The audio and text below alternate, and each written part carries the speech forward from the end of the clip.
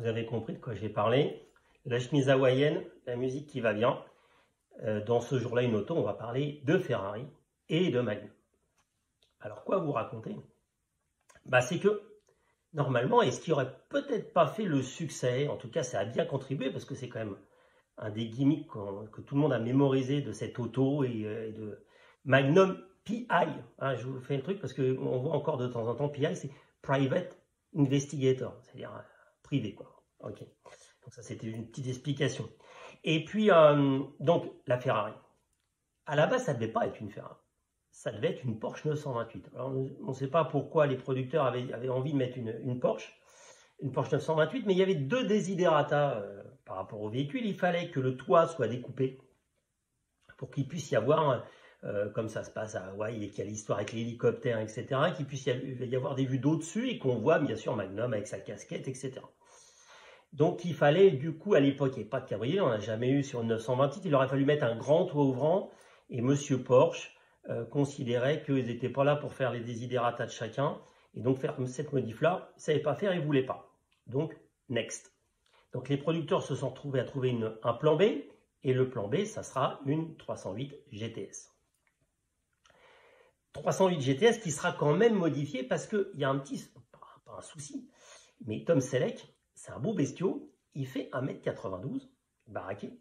Et donc, pour le mettre dans une 308 qui est fait pour les Italiens d'1m20, vous m'excusez, j'aime bien les Italiens, pour autant, mais c'est quand même un peu la problématique, eh bien, ça ne rentrait pas. Donc, qu'est-ce qu'on a fait? On a changé les mousses des sièges, on a déplacé le siège pour le reculer au maximum dans la voiture pour qu'il arrive à se glisser dans l'auto. Et vous remarquerez aussi que c'est très très rare qui circule avec le toit fermé. De temps en temps, il y a des épisodes où il pleut. Mais c'est très rare parce qu'en fait, il a la casquette qui dépasse. C'est un petit peu limite.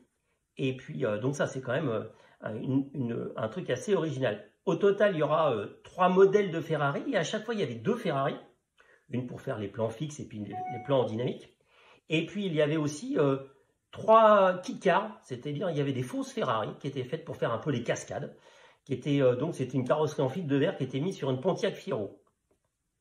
On fera un petit article sur le site, sur Road Story. Vous verrez, on vous montrera les photos. C'est assez rigolo. Donc il y avait Robin 1, la Ferrari 308. Et alors, le petit truc que pas grand monde sait, c'est qu'il y a, dans un autre épisode, on découvre que Robin Master, il aime bien les Ferrari parce qu'il en a une deuxième dans l'épisode. Je ne sais plus combien c'est, le 6e ou quelque chose comme ça. On apprend qu'il vend et elle est verte.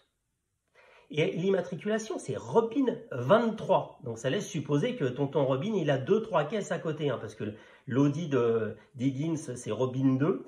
Donc voilà. Donc il y a au total la voiture de Robin Masters, il y a une rouge et il y a aussi une verte.